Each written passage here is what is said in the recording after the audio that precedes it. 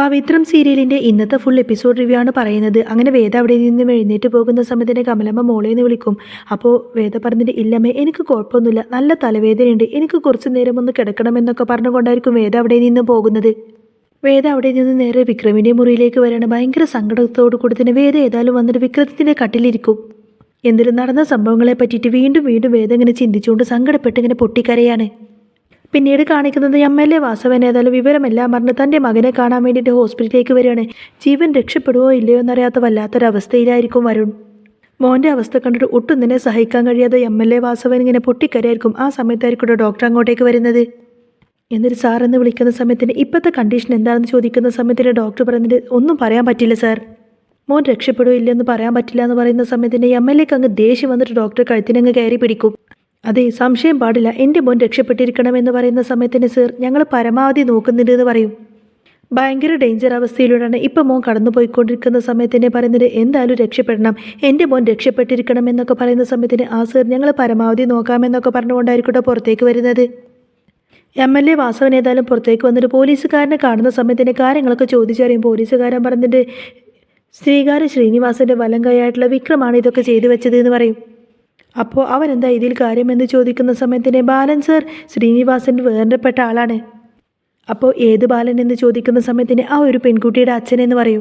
അപ്പോൾ പെൺകുട്ടിയോ, ഏത് പെൺകുട്ടിയെന്ന് ചോദിക്കുന്ന സമയത്തിന് ആത്മഹത്യ ചെയ്തു എന്ന് പറഞ്ഞ് നമ്മൾ പറഞ്ഞില്ലേ അവളെന്ന് പറയുന്ന സമയത്തിന് എന്ത് നമ്മൾ പറഞ്ഞെന്നോ, അപ്പോൾ തനിക്കെന്താ വിശ്വാസമില്ലേ? അപ്പോൾ ആ വിശ്വാസമുണ്ട്, അങ്ങനെ തന്നെയാണ്. എന്തായാലും ഇവൻ്റെ വീടും കുടുംബവും വിക്രത്തിനെ പറ്റിയിട്ടുള്ള സകല ഡീറ്റെയിൽസും എനിക്ക് വേണമെന്നൊക്കെ പറയട്ടെ MLA വാസവൻ. ഇതേ സമയത്തിന് വേദക്കാണെങ്കിൽ ആ നടന്ന സംഭവങ്ങളൊക്കെ ചിന്തിച്ച് ഒട്ടും തന്നെ സഹിക്കാൻ കഴിയുന്നില്ല. വീണ്ടും വീണ്ടും അതിനെപ്പറ്റി ചിന്തിച്ചിങ്ങനെ സങ്കടപ്പെട്ട് പൊട്ടിക്കരഞ്ഞുകൊണ്ടിരിക്കുന്ന സമയത്തായിരിക്കും വിക്രം അങ്ങോട്ടേക്ക് വരുന്നത്.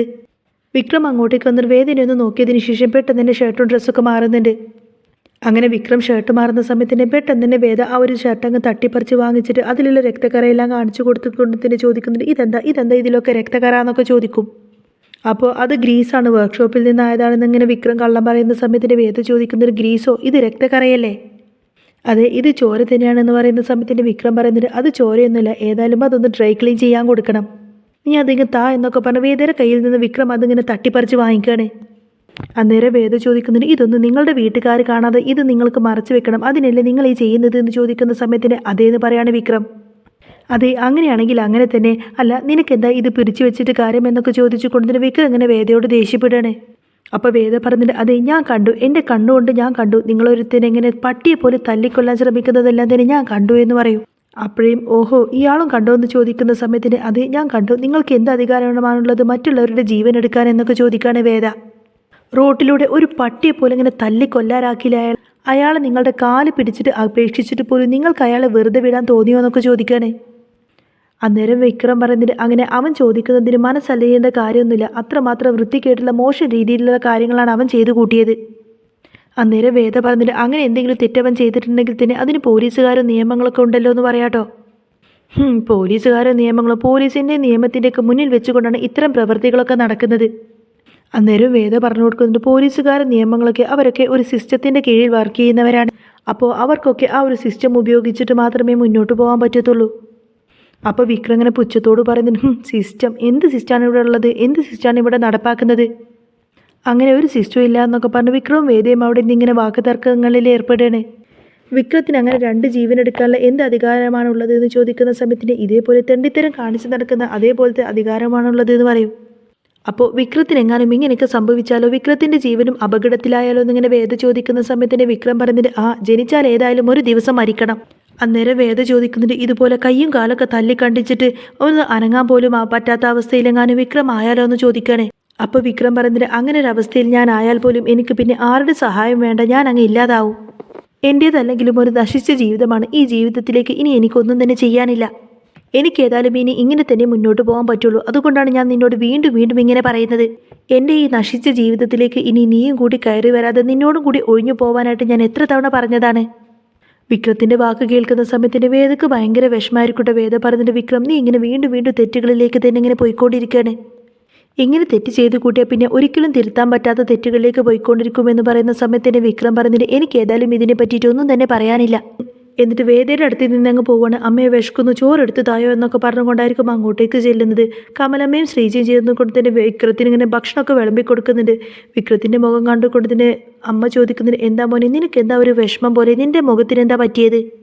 അന്നേരം എനിക്ക് കുഴപ്പമൊന്നുമില്ല, എനിക്ക് വിഷമമൊന്നുമില്ല എന്നൊക്കെ പറയും. ഏതായാലും ചോറൊക്കെ വിളമ്പി കൊടുക്കുന്ന സമയത്തായിരിക്കും സുധാകര മാഷ് അങ്ങോട്ടേക്ക് വരുന്നത്.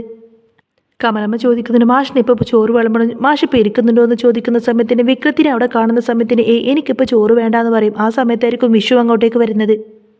അപ്പോൾ വിഷുവിന് എന്താ ജോലിക്ക് പോവാത്തതെന്ന് ചോദിക്കുന്ന സമയത്തിന് ഉച്ചയ്ക്ക് ശേഷം ഞാൻ ലീവ് എടുത്തു, നല്ല തലവേദനയുണ്ട് അച്ഛാന്നൊക്കെ പറയാണ്. അങ്ങനെ വിക്രം ഏതായാലും ഭക്ഷണം കഴിക്കാൻ വേണ്ടിയിട്ട് അവിടെ ഇരിക്കുന്ന സമയത്തായിരിക്കും പോലീസുകാർ അങ്ങോട്ടേക്ക് വരുന്നത്. പോലീസുകാരെ കാണുന്ന സമയത്തിന് നന്ദിനി ആകെ ഇങ്ങനെ ഷോക്കായിരിക്കും. പേടിച്ച് വിറച്ചുകൊണ്ട് തന്നെ നന്ദിനി അകത്തേക്ക് കയറി വരികയാണ്. വേദയും അകത്തേക്ക് കയറി വരുന്നുണ്ട്. നന്ദിനി ഓടി വന്നുകൊണ്ട് തന്നെ പറയുന്നുണ്ട്, അമ്മേ അച്ഛൻ അന്വേഷിച്ച് പോലീസുകാർ വന്നിരിക്കുന്നു എന്ന് പറയുന്ന സമയത്തിന് കമലമ്മക്കും ആകെ ഷോക്കായിരിക്കും. എന്ത് പോലീസുകാരോ എന്നൊക്കെ ചോദിച്ചു കൊടുത്തിന് അവരെല്ലാവരും മുന്നിലേക്ക് പോവാണ്. വിക്രം ഏതായാലും യാതൊരു കൂസലുമില്ലാതെ അവിടെ തന്നെ ഇങ്ങനെ ഭക്ഷണം കഴിക്കുമായിരിക്കും. അപ്പോഴേക്കും വിനായകൻ വന്നിട്ട് ചോദിക്കുന്നുണ്ട്, എന്താ നന്ദിനി കാര്യമെന്ന് ചോദിക്കുന്ന സമയത്തിന് ആർക്കറിയാമെന്നൊക്കെ പറഞ്ഞ് എല്ലാവരും നേരെ പോലീസിൻ്റെ അടുത്തേക്ക് വരികയാണ്. സുധാകര മാഷ് നേരെ പോലീസിൻ്റെ അടുത്തേക്ക് വന്ന് ചോദിക്കുന്നുണ്ട്, എന്താ കാര്യമെന്ന് ചോദിക്കുന്ന സമയത്തിന് പോലീസുകാർ പറയുന്നുണ്ട്, ഞങ്ങളൊരു കാര്യം അറിയാൻ വേണ്ടിയിട്ട് വന്നതാണ്. അപ്പോൾ വിനായകൻ ചോദിക്കുന്നുണ്ട്, എന്താ കാര്യങ്ങളൊക്കെ ഇപ്പോൾ പോലീസുകാർ വീട്ടിൽ വന്നിട്ടാണ് അന്വേഷിക്കുന്നത്? എന്താ ഇപ്പോൾ കൂടുതൽ ജനകീയമായില്ലേ പോലീസുകാർ? അതുകൊണ്ട് ചില കാര്യങ്ങളൊക്കെ വീട്ടിൽ വന്ന് അന്വേഷിക്കേണ്ടി വരും. പോലീസുകാരൻ പറയുന്നുണ്ട്, ഞാനൊരു കാര്യം അറിയാൻ വേണ്ടിയിട്ട് വന്നതാണ്. മാഷ് പഠിപ്പിക്കുന്ന കുട്ടികൾ എന്തെങ്കിലും തെറ്റ് ചെയ്തിട്ടുണ്ടെങ്കിൽ മാഷ് എന്താ ചെയ്യുക? അപ്പോഴേക്കും വിനായകൻ പറഞ്ഞിട്ട് അതിനിപ്പോൾ മാഷ് ഇപ്പോൾ പഠിപ്പിക്കുന്നൊന്നും ഇല്ലല്ലോ എന്ന് പറയുന്ന സമയത്ത് തന്നെ പോലീസുകാർ ദേഷ്യപ്പെട്ട് വിനായകനെ നോക്കിയിട്ട് പഠിപ്പിക്കുമ്പോഴത്തെ കാര്യമാണ് പറഞ്ഞത് എന്ന് പറയും. അപ്പോൾ മാഷ് പറഞ്ഞിട്ട് അതൊക്കെ പിള്ളേർ ചെയ്യുന്ന തെറ്റിൻ്റെ കാഠിന്യം അനുസരിച്ചായിരിക്കുമെന്ന് പറയും. അപ്പോൾ ചെയ്തത് വലിയ തെറ്റാണെങ്കിലോ എന്ന് ചോദിക്കുന്ന സമയത്തിന് അതിൻ്റേതായിട്ടുള്ള രീതിയിൽ തീരുമാനമെടുക്കുമെന്ന് പറയാട്ടോ മാഷ്. അപ്പോൾ ഇവിടെ വലിയ തെറ്റ് ചെയ്തിട്ടുള്ളത് മാഷിൻ്റെ മകനാണെന്നിങ്ങനെ പോലീസുകാരൻ പറയുന്ന സമയത്തിന് എല്ലാവരും ആകെ ഇങ്ങനെ ഷോക്കായി പോവാണ്. എല്ലാവരും ഷോക്കാവുന്നുണ്ടെങ്കിൽ പോലും വേദക്ക് കാര്യം മനസ്സിലായിട്ടുണ്ടാവും. ഇതേ സമയത്തൊക്കെ വിക്രമാണെങ്കിൽ യാതൊരുവിധ കൂസലുമില്ലാതെ വിളമ്പി വെച്ച് കൊടുത്ത് ആ ഒരു ഭക്ഷണം അങ്ങനെ കഴിച്ചുകൊണ്ടിരിക്കുകയാണ്. പോലീസുകാരൻ ഏതായാലും വിക്രം ചെയ്തു വെച്ചിരിക്കുന്ന ആ ഒരു അവസ്ഥ, വരുണിൻ്റെ ആ ഒരു അവസ്ഥ ഇങ്ങനെ ഫോണിലൂടെ കാണിച്ചു കൊടുക്കുകയാണ്. മാഷ് നോക്കുന്ന സമയത്തിന് ഒരാളിങ്ങനെ ജീവച്ഛവമായിട്ട് കിടക്കുന്നതായിട്ട് കാണും. ആ ഫോട്ടോ സുധാകര മാഷ് വാങ്ങിച്ച് നോക്കുന്ന സമയത്തിന് എല്ലാവരും ഓരോരുത്തരായിട്ട് ആ ഒരു ഫോട്ടോ ഇങ്ങനെ വാങ്ങിച്ച് നോക്കുകയാണ്. അങ്ങനെ എല്ലാവരും ആ ഫോൺ ഇങ്ങനെ മാറി മാറി ആ ഫോട്ടോസൊക്കെ ഇങ്ങനെ നോക്കുന്ന സമയത്തിന് അയ്യോ എന്നൊക്കെ പറഞ്ഞ ആ ഒരു അവസ്ഥ കണ്ടിട്ട് നന്ദിനി ഇങ്ങനെ തലയിലൊക്കെ കൈവെക്കും. അപ്പോൾ പോലീസുകാരൻ പറയുന്നുണ്ട്, കണ്ടില്ലേ ഇയാളെ നടു റോട്ടിലിട്ട് അടിച്ചടിച്ച് ഇങ്ങനെ ജീവച്ഛവമായിട്ട് ആക്കിയിരിക്കുകയാണ് നിങ്ങളുടെ മകൻ. മാഷിൻ്റെ മകനാണ് ഈ പയ്യനെ ഇങ്ങനെ ചെയ്തത്. ഇപ്പോൾ സാക്ഷികളില്ലാത്തത് കൊണ്ട് മാത്രമാണ് പ്രശ്നമെന്നൊക്കെ പറയും. അപ്പോൾ വിഷൻ ചോദിക്കുന്നത്, സാക്ഷികളില്ലെങ്കിൽ പിന്നെ വിക്രമാണത് ചെയ്തതെന്ന് നിങ്ങൾക്ക് എങ്ങനെ മനസ്സിലായി എന്ന് ചോദിക്കുകയാണ്. ഏതായാലും CCTV ദൃശ്യമൊക്കെ ഉണ്ടല്ലോ എന്ന് ചോദിക്കുന്ന സമയത്തിന് പോലീസുകാരൻ പറഞ്ഞിട്ട് അവിടെ CCTV ദൃശ്യമുണ്ടായിരുന്നു. ആ കടയിലെ CCTV ദൃശ്യം നോക്കുന്ന സമയത്തിന് മാഷിൻ്റെ മകൻ വരുൺ എങ്ങനെ ഓടിപ്പിച്ച് നിൽക്കുന്നതൊക്കെ കണ്ടു. പക്ഷേ അതെല്ലാം തന്നെ കണ്ട സാക്ഷികൾ ആരും തന്നെയില്ല. വിക്രമാണെങ്കിൽ ഈ സമയത്ത് ഭക്ഷണം മുഴുവൻ തന്നെ കഴിച്ചു തീർത്തിട്ടുണ്ടാവും. അങ്ങനെ പ്ലേറ്റും കഴുകി വെച്ച് കൊടുത്തിട്ട് വിക്രം അങ്ങോട്ടേക്ക് വരികയാണ്. പോലീസുകാരൻ പറഞ്ഞിട്ട് സാക്ഷികളില്ലാത്തത് എന്താണെന്നറിയോ? ഭയം. ഈ കിടക്കുന്നവനെ പോലെ സാക്ഷി പറഞ്ഞാൽ പിന്നെ അവരും കിടക്കേണ്ടി വരുമെന്ന ഭയം കൊണ്ടാണ് ആരും തന്നെ സാക്ഷി പറയാത്തത് എന്നൊക്കെ പറയും.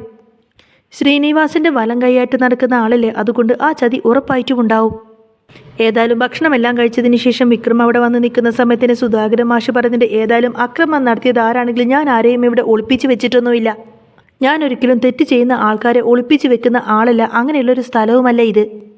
തെറ്റ് ചെയ്ത ആളാരാണെന്ന് ഉറപ്പുണ്ടെങ്കിൽ അവരെ അറസ്റ്റ് ചെയ്ത് കൊണ്ടുപോകാമെന്നും മാഷ് പറയുന്നുണ്ട്. അപ്പോൾ പോലീസുകാരൻ പറയുന്നുണ്ട്, അതാണ് പ്രശ്നം. ഇവൻ ഇങ്ങനൊരു തെറ്റ് ചെയ്തെങ്കിൽ പോലും ആരും തന്നെ അതിന് സാക്ഷിയില്ലാത്തതാണ് ഇപ്പോൾ ഇവനെ അറസ്റ്റ് ചെയ്യാനുള്ള പ്രശ്നമെന്ന് പറയും. അന്നേരം വേദയ്ക്ക് ഇതിൻ്റെ അകത്ത് എന്തോ ഒരു ദുരൂഹത പോലെ തോന്നാണ്. വേദ ഇങ്ങനെ മനസ്സിൽ ചിന്തിക്കുന്നുണ്ട്, അപ്പോൾ എന്തുകൊണ്ടായിരിക്കും വിക്രത്തിനെ ഇതിൽ അറസ്റ്റ് ചെയ്യാത്തത്? വിക്രമിനെ അറസ്റ്റ് ചെയ്യാതെ വാസവൻ്റെ ആൾക്കാർക്ക് വിട്ടുകൊടുക്കാൻ വേണ്ടിയിട്ടായിരിക്കും. വിക്രമിനെ ഇവർ അറസ്റ്റ് ചെയ്ത് കൊണ്ടുപോവാതെ വിക്രമിനെ ഇവർ മറ്റെന്തെങ്കിലും രീതിയിൽ അപകടപ്പെടുത്താനാണെന്നായിരിക്കും വേദ ചിന്തിക്കുന്നത്. പോലീസുകാരൻ പറഞ്ഞിട്ട്, ഏതായാലും ഇവനെതിരായിട്ട് സാക്ഷികളൊന്നും ആരും തന്നെ ഇല്ലാത്ത സ്ഥിതിക്ക് ഇവനെ അറസ്റ്റ് ചെയ്ത് കൊണ്ടുപോകാനൊന്നും ഞങ്ങളെക്കൊണ്ട് പറ്റില്ല. അതുകൊണ്ട് തൽക്കാലം ഏതൊരു അജ്ഞാതൻ വന്നിട്ട് അവനെ ആക്രമിച്ചു എന്ന് ഞങ്ങൾ അങ്ങ് എഴുതി വെച്ചോളാം.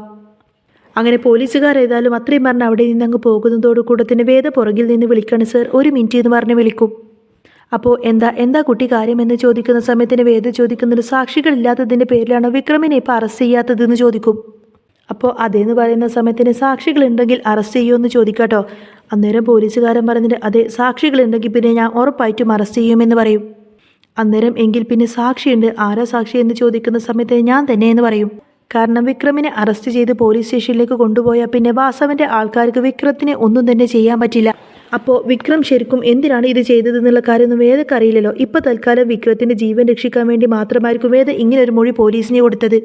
എന്നാൽ വേദ വിക്രമിനെതിരായിട്ട് ഇങ്ങനെ സാക്ഷി പറയുന്നത് കേൾക്കുന്ന സമയത്തിന് വീട്ടിൽ എല്ലാവരും ആകെ ഞെട്ടിത്തരിച്ച് ഷോക്കായി നിൽക്കുന്നതും കാണിച്ചുകൊണ്ടാണ് കേട്ടോ എപ്പിസോഡ് പൂർണ്ണമാവുന്നത്. അപ്പോൾ നിങ്ങൾക്ക് ഈ ഒരു ചാനൽ ഇഷ്ടമാവുകയാണെങ്കിൽ സബ്സ്ക്രൈബ് ചെയ്യാനും സപ്പോർട്ട് ചെയ്യാനൊന്നും മറക്കല്ലേ.